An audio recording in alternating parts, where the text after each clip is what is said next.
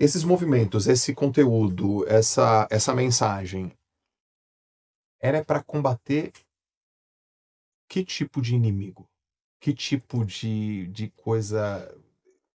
Que força é essa?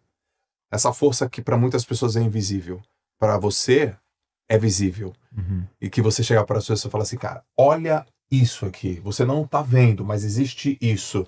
Olha isso aqui não é teu amigo. Isso aqui é um inimigo. Que força invisível, restritiva, que inimigo que é esse? O inimigo, ele não é invisível, Joel. As pessoas não percebem que ele é um inimigo. Porque ele está visível. Só que ele se fantasia de amigo.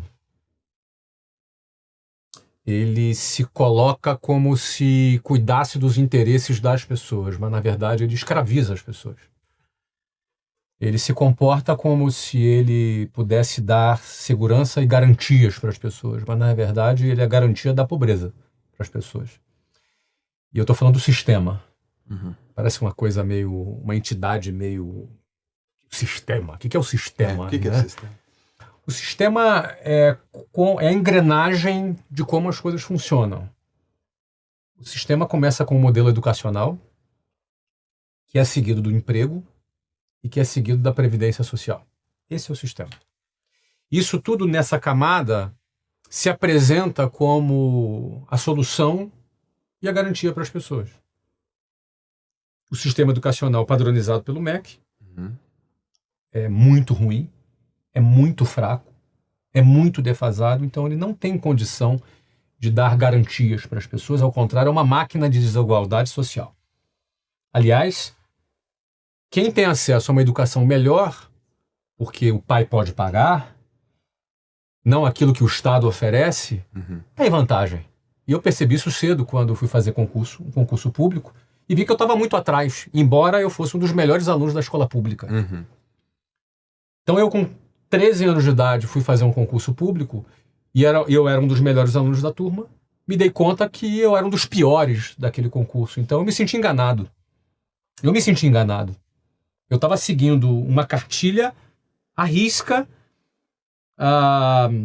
e de repente, sendo um dos melhores alunos daquela cartilha, eu me tornei um dos piores naquele concurso. E não só não fui aprovado naquele concurso, como eu quase fui reprovado na 8ª série, porque minha mãe deu o salário dela inteiro para pagar aquela escola para mim, e eu não só me deparei com o meu fracasso, mas eu me senti enganado, já com 13 anos. Mas como assim? Porque eu estava numa escola que eu era um dos melhores, como eu posso ser um dos piores aqui? Então estavam me enganando lá.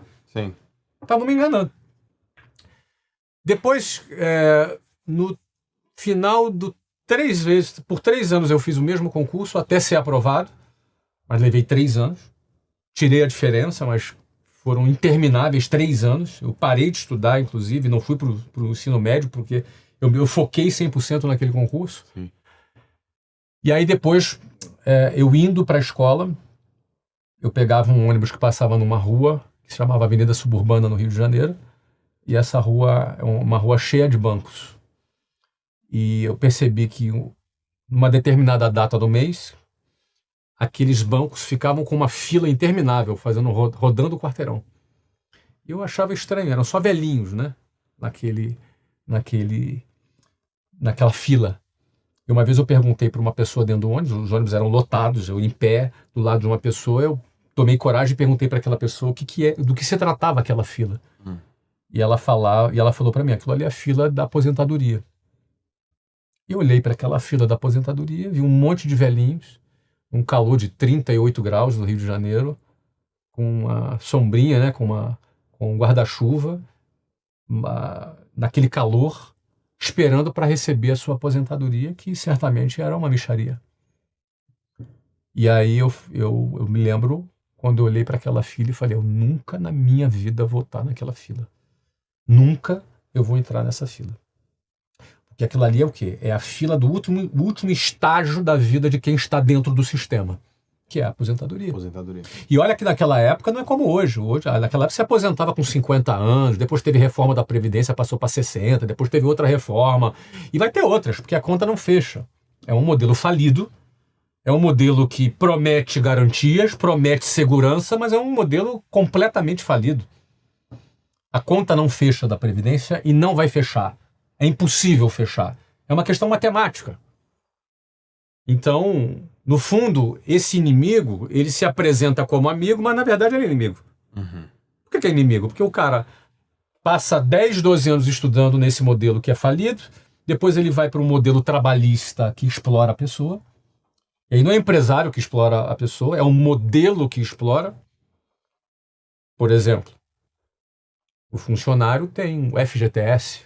O que é o FGTS? Nada mais é do que o dinheiro do próprio funcionário, que é confiscado pelo Estado, e que é obrigado a ficar numa conta a qual ele não tem acesso, e que esse dinheiro fica aplicado e não corrige sequer a inflação. Cara, isso é muito... É um confisco do dinheiro do cara. Não, mas isso aí é um fundo de garantia para te proteger. Ou seja, o inimigo, ele se traveste, ele se fantasia de amigo.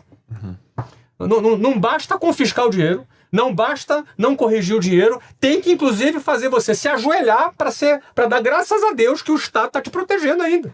E não dá nem para pegar o dinheiro. Não dá para pegar. Você vai ter que comprar um imóvel, ou se for demitido. Tem condições. Assim.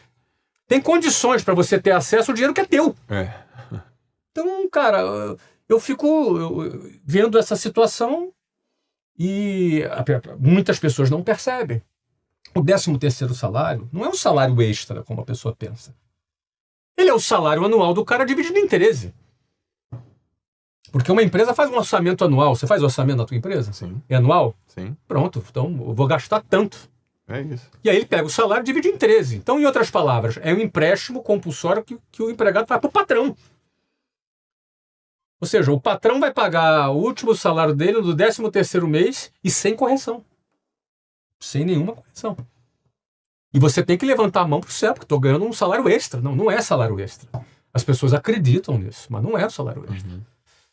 E aí entra a Previdência, e por aí vai, os descontos. Para pensar. Não, desconto tem muito. É um desconto descomunal. É descomunal. Descomunal, o desconto.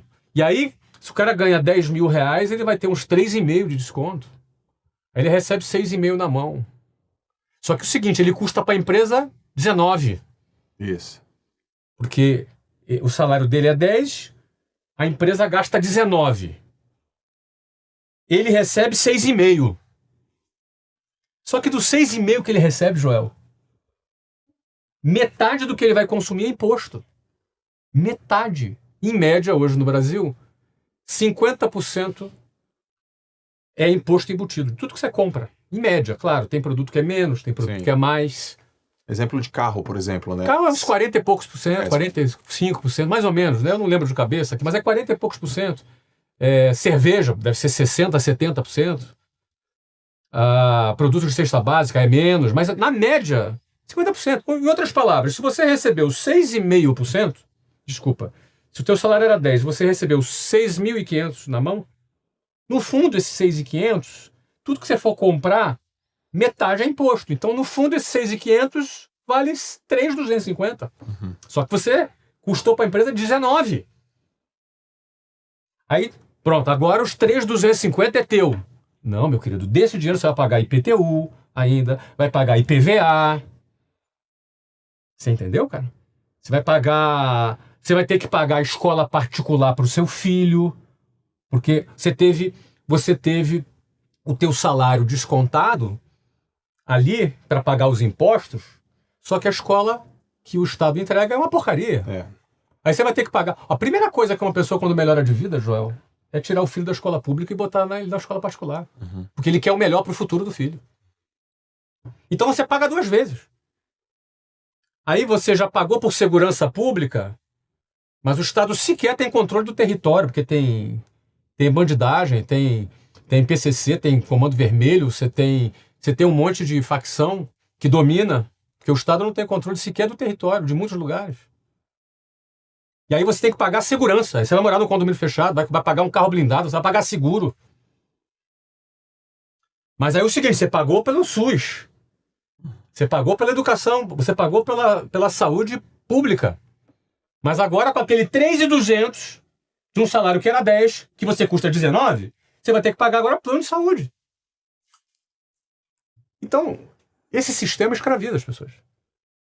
Não é o empresário que escraviza a pessoa, é o sistema esse sistema que escraviza. E ele se traveste de amigo, cara. Não é amigo, é inimigo. Quando as pessoas entendem que é inimigo, aí o jogo muda. Aí ela vai ter uma outra postura. Entendeu?